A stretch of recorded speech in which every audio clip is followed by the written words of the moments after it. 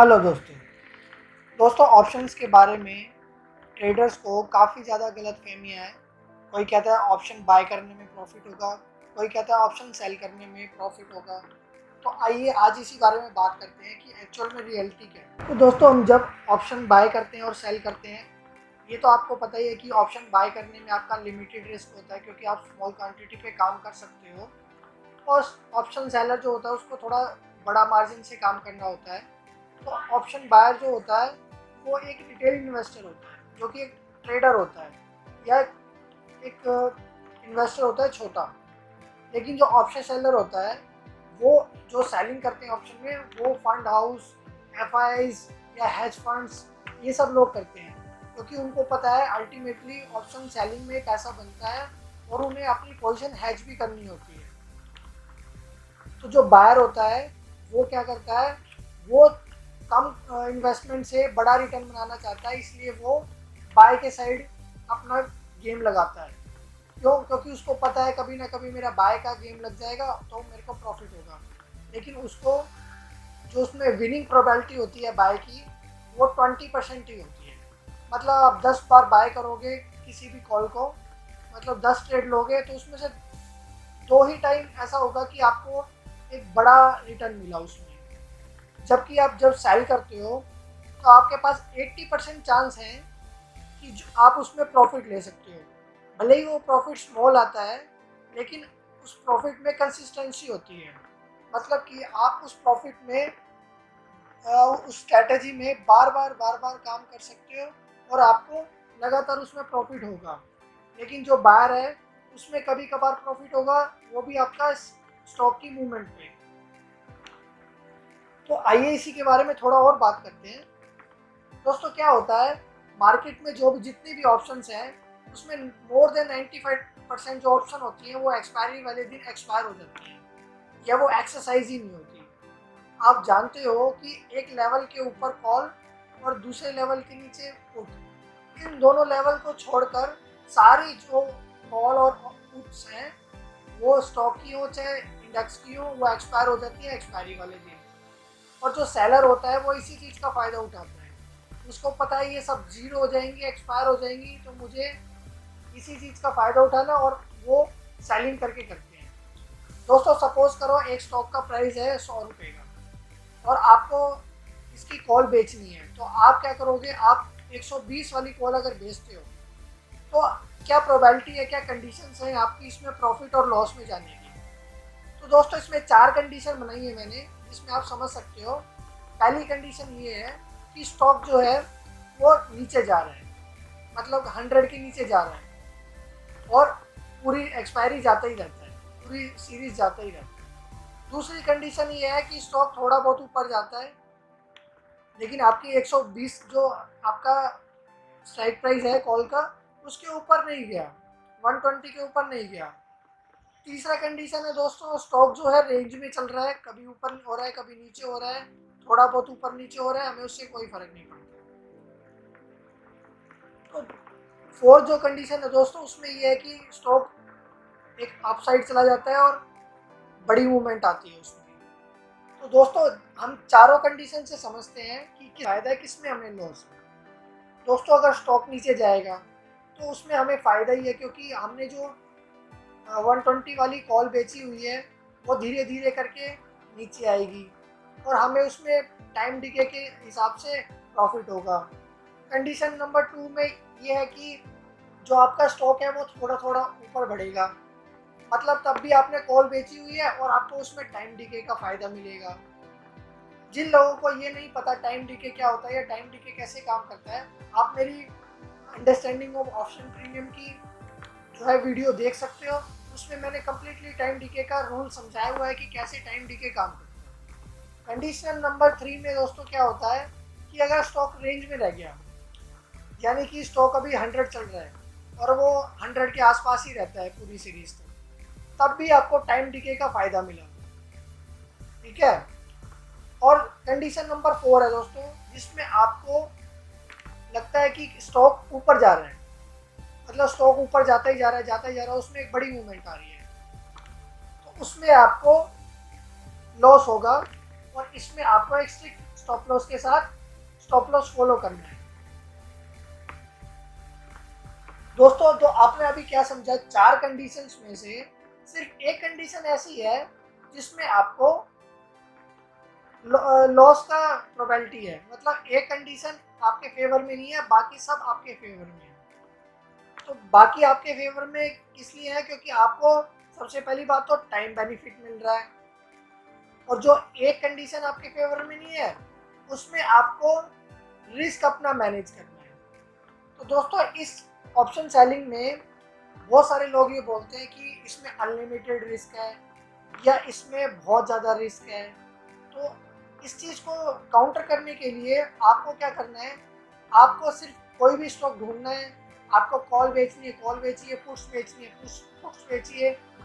आपको अपना क्या करना है, आपको अपना सिर्फ रिस्क मैनेज करना है, क्योंकि अल्टीमेटली जो टाइम वैल्यू है वो आपके फेवर में है, और ओवरनाइट जो टाइम डिके होता है उसका आपको फ़ायदा मिलेगा ही मिलेगा। एक चीज़ और दोस्तों, वॉलेटिलिटी जितनी कम होगी आपके उतना ही फेवर में रहेगी मार्केट। मतलब आपने कोई स्टॉक लिया, वो उसमें वॉलेटिलिटी कम है, मतलब प्राइस में कम मूवमेंट है, चाहे वो ऊपर हो चाहे नीचे हो। तो जितने ज़्यादा प्राइस में कम मूवमेंट होगी, जितनी ज़्यादा कम वॉलेटिलिटी होगी, उतना ज़्यादा आपका प्रीमियम डिके होता रहेगा और आपको उससे फ़ायदा होगा, क्योंकि आपको अल्टीमेटली टाइम डिके से ही फ़ायदा मिलना है। तो दोस्तों इसमें 2 लिमिटेशंस होती हैं ऑप्शन सेलिंग में। फर्स्ट होती है, आपको जो है इसमें लिमिटेड प्रॉफिट होता है। सब बोलते हैं इसमें लिमिटेड प्रॉफिट है, अनलिमिटेड लॉस है। जो लिमिटेड प्रॉफिट है उसको हम काउंटर करने के लिए क्या कर सकते हैं, हम ट्रेड्स अपना बढ़ा सकते हैं या अपना लॉट साइज बढ़ा सकते हैं। हाँ, हमें इसमें अनलिमिटेड रिस्क है और लिमिटेड प्रॉफिट है, लेकिन जो लिमिटेड प्रॉफिट है वो हमारा कंसिस्टेंट है। मतलब ऑप्शन बाय जब करते हैं तो हमें कभी कभार प्रॉफिट होता है, लेकिन जो सेलिंग होती है उसमें हमें एक कंसिस्टेंटली प्रॉफिट मिलता रहेगा, क्योंकि अल्टीमेटली सब कॉल्स और पुट जो हैं एक स्ट्राइक प्राइस के नीचे और ऊपर वो जीरो ही होंगी, एक्सपायर ही होंगी। ठीक है। तो दूसरा पॉइंट इसमें है कि अनलिमिटेड रिस्क होता है। तो अनलिमिटेड रिस्क का ये मतलब तो नहीं है कि 10,000 वाला निफ्टी एक ही महीने में, अगर मंथ की आपने एक्सपायरी की कॉल बेची है तो वो एक ही महीने में 15,000 होगा। मानते हैं कि अभी मार्केट में कोरोना वायरस की वजह से थोड़ा ज़्यादा मूवमेंट आ रहा है, लेकिन जब ये मूवमेंट चला जाएगा, जब ये वॉलेटिलिटी खत्म हो जाएगी, तब आपको पूरा टाइम वैल्यू का, टाइम डीके का फायदा होगा। मार्केट जो है वो एक महीने में एक सीरीज में 5% से ज़्यादा नहीं चलता या 5% से ज़्यादा नहीं गिरता था। तो उस कंडीशन में आपको ये डेफिनेटली फ़ायदा हो सकता है। और अल्टीमेटली रिस्क को आप काउंटर करने के लिए आप एक और चीज़ भी कर सकते हो। आप जैसे कॉल्स बेचते हो, मान लीजिए कोई स्टॉक की आप 100 रुपीज़ चल रहा है और स्टॉक की आपने 120 वाली कॉल बेची है, तो आप उस पोजीशन को हैच करने के लिए आप अपोजिट में पुट्स भी बेच सकते हो। तो इससे क्या होगा, अगर कभी गैप अप या गैप डाउन हुआ तो आपका हैच हो जाएगी पोजीशन, और अल्टीमेटली अगर एक लेवल में रह गया तो आपको दोनों तरफ से प्रॉफिट होगा। तो ये भी कर सकते हो आप। तो ऑप्शन क्या होता है, option is just like a ice cube. Ice cube time value के साथ जैसे जैसे टाइम बीतता जाता है, आइस जो होता है आपका बर्फ होता है जो, वो पिघलता रहता है, उसकी वैल्यू कम होती रहती है। ऑप्शन का जो प्रीमियम होता है वो भी सेम कंडीशन पे काम करता है, उसकी वैल्यू भी धीरे धीरे कम होती रहेगी। ऑप्शन की वैल्यू भी धीरे धीरे टाइम वैल्यू से कम होती रहेगी। जैसे जैसे सीरीज आगे बढ़ती रहेगी उसकी वैल्यू वैसे कम होती रहेगी। तो आइए एक एग्जांपल से समझते हैं। दोस्तों आप देख सकते हो, ये मैंने ऑप्शन चेन खोला है nseIndia.com से, आप जाके ये ट्राई कर सकते हो उससे। तो ये रियल लाइफ एग्जांपल है, और इसमें क्या होता है दोस्तों, आपको जो है स्टॉक प्राइस ऊपर दिख रहा है कि टाटा मोटर आज 101 रुपये 90 पैसे चल रहा है। तो मैंने जो एक्सपायरी लगाई है वो 30 जुलाई की लगाई है, जो कि सीरीज अगले हफ्ते शुरू होने वाली है। मैंने ये इसलिए लगाई है ताकि आपको सीरीज़ के स्टार्ट से पता चल जाए कैसे काम होता है। तो दोस्तों ये एक आपका, अगर आपको लग रहा है कि मार्केट जो है वो एक लेवल के ऊपर नहीं जाता, अभी क्या चल रहा है, अभी 100 रुपये के पास चल रहा है, ठीक है, तो आपको क्या करना है, अगर आपको लग रहा है मार्केट लेवल के ऊपर नहीं जाता, आप क्या करोगे, आप जो है, अगर आपको लग रहा है कि मार्केट जो है कि 120 के ऊपर नहीं जाएगा टाटा मोटर, तो आप क्या करोगे, आप एक टाटा 120 रुपये के ऊपर वाली या 120 रुपये वाली जिसका वैल्यू चल रहा है अभी 4 रुपये 70 पैसे, 4 रुपये 70 पैसे, तो आप इसकी कॉल को बेच दोगे।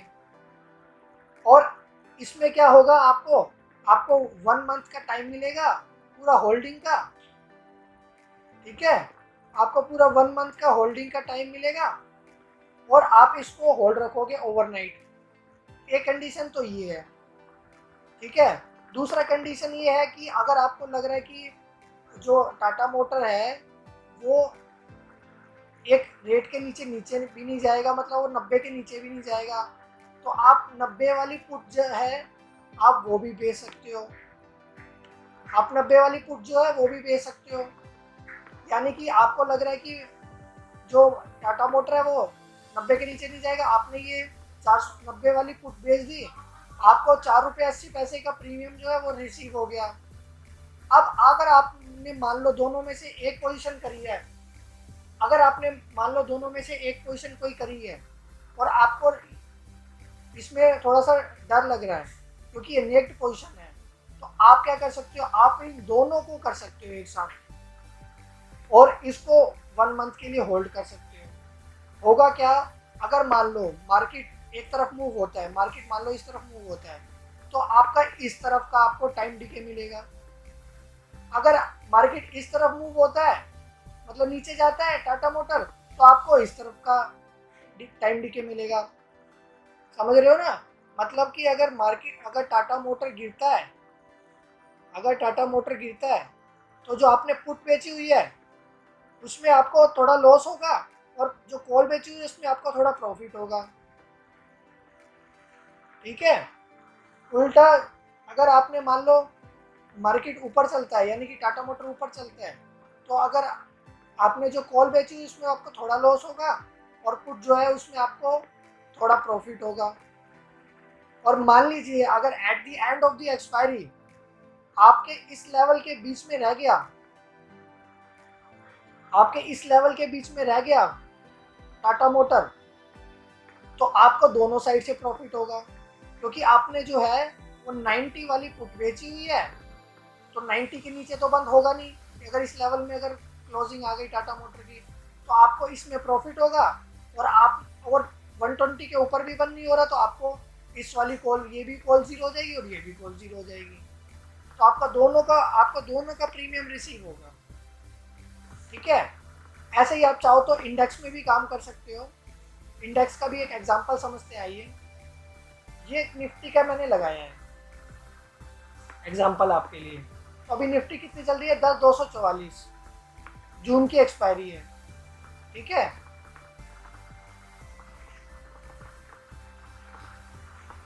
अब मुझे क्या लग रहा है, अब मुझे लग रहा है कि मार्केट जो है एक 1 वीक की एक्सपायरी रह गई है, ज़्यादा मूव तो करेगा नहीं, मैं क्या कहूँ, 10,244 चल रही है, 11,000 की कॉल जो है वो बेचकर खड़ी कर देता हूँ, ठीक है। 3 रुपये इसमें जो है आपको प्रीमियम रिसीव होगा, लेकिन कॉल इसमें जो इंडेक्स ऑप्शन होती है उनमें थोड़ा प्रीमियम कम चल रहा होता है जो दूर की होती है, और स्टॉक में आपने देखा कि प्रीमियम थोड़ा ज़्यादा होता है ना। तो ऐसे ही आप जब चाहो तो पुट में भी कर सकते हो। पुट में अगर आपको लग रहा है कि अब तो 10,244 आ गया है बाजार, निफ्टी 10,244 आ गया है, अब थोड़ी ना 9,000 के या 9500 के नीचे जाएगा, तो 9500 की पुट जो है उसकी वैल्यू कितनी है, 17 रुपये 18 पैसे, 80 पैसे, तो आप इसको भी बेच के खड़ा कर सकते हो, ठीक है। तो अगर आपको दोनों अगर बेचनी है, अगर आपको मार्केट में डर लग रहा है तो आप दोनों भी कर सकते हो, आपकी पोजीशन भी हैज हो जाएगी, ठीक है ना। तो आप इस तरीके से ऑप्शन सेलिंग में काम कर सकते हो। लेकिन हाँ, अगर इंट्राडे में अगर ऑप्शन सेलिंग करता है कोई, तो इंट्राडे में ऑप्शन सेलिंग करने के लिए आपके पास एक जो है स्पेसिफिक स्ट्रैटेजी होनी चाहिए, क्योंकि इंट्राडे में जो प्रीमियम है वो